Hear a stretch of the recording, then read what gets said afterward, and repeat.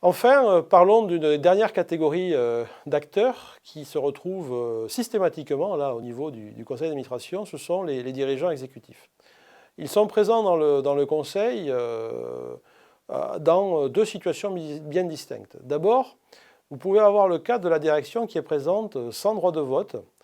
En gros, ils viennent présenter les décisions, ils viennent échanger avec le conseil, mais ne peuvent pas voter les décisions.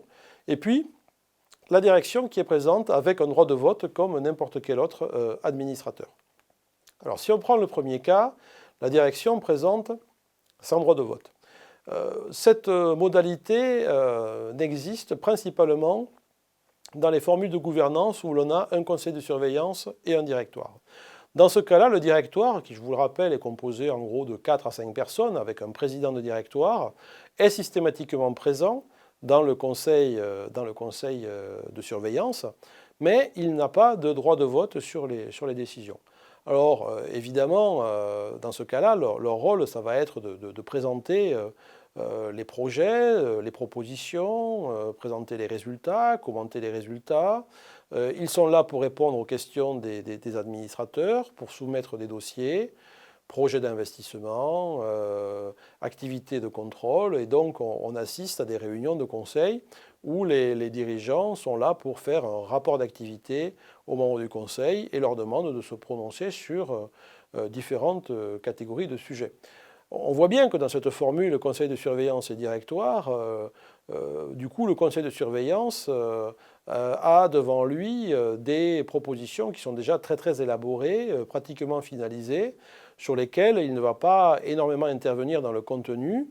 Alors il va poser ses questions, il va challenger pour être bien sûr de la décision et du vote qu'il va rendre, mais on est dans une dynamique de conseil assez différente de celle qu'on a dans les conseils d'administration classiques, parce que du coup, on voit rarement remettre en cause des propositions de la direction générale, et là, le fait de ne pas avoir de droit de vote ne met pas en danger, ou en tout cas met très rarement en danger la décision, parce que, comme je vous le disais, on est beaucoup plus là pour surveiller que pour contribuer lourdement à la prise de décision.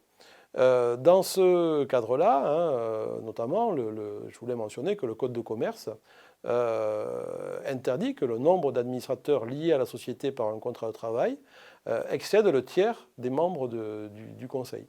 Donc on voit que, bon, même si les directoires sont nombreux, on ne peut pas les mettre en trop grand nombre dans les conseils.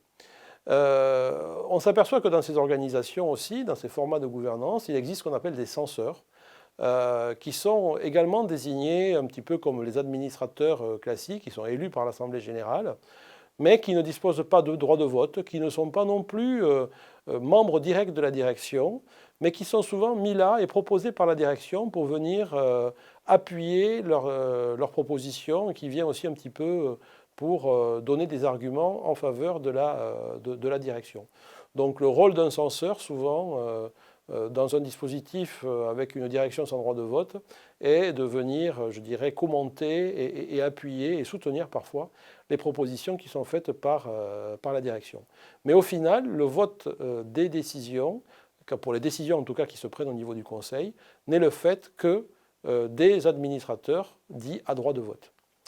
Alors, deuxième catégorie, ce sont les directions avec droit de vote. Donc ça, c'est le principe classique dans les formules où vous avez un conseil d'administration et une direction générale.